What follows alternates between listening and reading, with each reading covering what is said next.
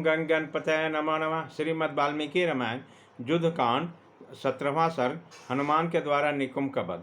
सुग्रीव के द्वारा अपने भाई कुंभ को मारा गया देखकर निकुंभ ने वानरराज को इस प्रकार देखा मानो अपने क्रोध से दग्ध कर देगा। इसी धीर वीर ने महेंद्र के पर्वत शिखर जैसा एक सुंदर और विशाल परी के हाथ में लिया, जो फूलों के लड़िया से अलंकृत था। उसके 5-5 उंगल के चौड़े लोहे के पत्र जड़े गए थे। उस परिंग में सोने के पत्र भी जड़े थे और उसे हीरे तथा मूंगों से भी विभूषित किया गया था। वह परिंग यमदट के समान भयंकर तथा राक्षसों का में भय का नाश करने वाला था। वह इंद्रधीन ध्वज के समान तेजस्वी परी को घुमाता हुआ महातेजस्वी भयानक पराक्रमी राक्षस खुम को मुंह फैलाकर जोर जोर से गर्जना करने लगा। उसके वस्त्र स्थल में सोने का पदक था, भुजाओं में बाजूबंद शोभा देते थे, कानों में विचित्र कुंडल झलमला रही थी, गले में विचित्र माला जगमगा रही थी। इन सब आभूषणों से वह परिग की सेवी निकुंभ की वैसी ही शोभा पा रही थी जैसे विद्युत का गर्जना से युक्त मेघ इंद्रधनुष से सुशोभित होता था।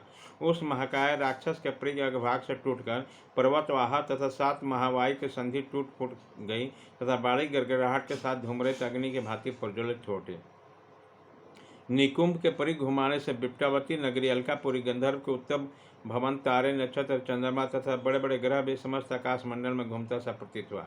परिग और आभूषण जिसकी प्रभा थे, क्रोध ही जिनके लिए ईंधन का काम कर रहा था, वह निकुंभ नामक अग्नि प्रलय काल की अग्नि के समान उठी और अत्यंत दुर्जन हो गया। उसी समय राक्षस और बानर भय के मारे हिलडुल नहीं सके। केवल महाबली हनुमान अपनी छाती खोलकर उस राक्षस के समान खड़े थे। निकुंभ की भुजाएं परिग के समान थी। उस महाबली राक्षस ने उस सुशील तेजस्वी परिग को महाबलवान वीर हनुमान जी की छाती पर दे मारा। हनुमान जी की छाती बड़ी सुदृढ़ और विशाल थे। उसके टकराते हैं परिग के सहसा सैकड़ों टुकड़े होकर बिखर गए, मानो आकाश में 100 उल्काएं एक साथ गिरी हो। महाकपि हनुमान जी परिग के आहत होने पर भी उस प्रहार से विचलित नहीं हुए, जैसे भूकंप होने पर पर्वत नहीं गिरता है। अत्यंत महान बलशाली बानर शिरोमणि हनुमान जी ने इस प्रकार परिग का माँ खाकर बलपूर्वक अपनी मुट्ठी बांधी। एवं महान तेजस्वी पराक्रमी वेगवान और वायु के समान बल विक्रम से संपन्न है। उन्होंने मुक्का तानकर बड़े वेग से निकुंभ के छाती पर मारा। उसके मुक्के के चोट से वहां उनका कवच फट गया और छाती से रक्त बहने लगा, मानो मेघ में बिजली चमक उठी। इस प्रकार निकुंभ विचलित हो उठा।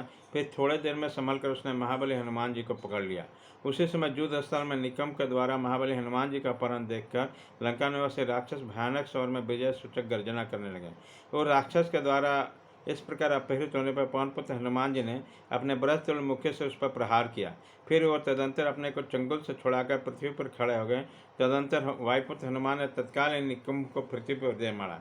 इसके बाद वेगशाली वीर ने बड़े प्रयास से निकुंभ को पृथ्वी पर गिराया और खूब रगड़ा। फिर वेग से उछलकर उसके छाती पर बैठे और दोनों हाथों से गला मोड़कर उसके मस्तक को उखाड़ दिया।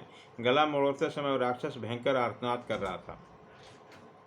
रणभूमि में वायुपुत्र हनुमान के द्वारा गर्जना करने वाले निकुंभ के मारे जाने पर एक दूसरे पर अत्यंत कुपित हुए। श्री राम और मखाक्ष में बड़ा भयंकर युद्ध हुआ। निकुंभ के प्राण त्याग करने पर सभी बानर हर्ष के साथ गर्जने लगे और संपूर्ण दिशाएं कोलाहल से भर गया। पृथ्वी चलती सी जान पड़ी, आकाश मारो फट गया। ऐसा प्रतीत होने लगा कि राक्षस की सेना में भय समा गया। इस प्रकार श्री वाल्मीकि निर्मित आर्ष रामायण आदि का आपकी युद्ध कांड में 17वां सर्ग पूरा हुआ।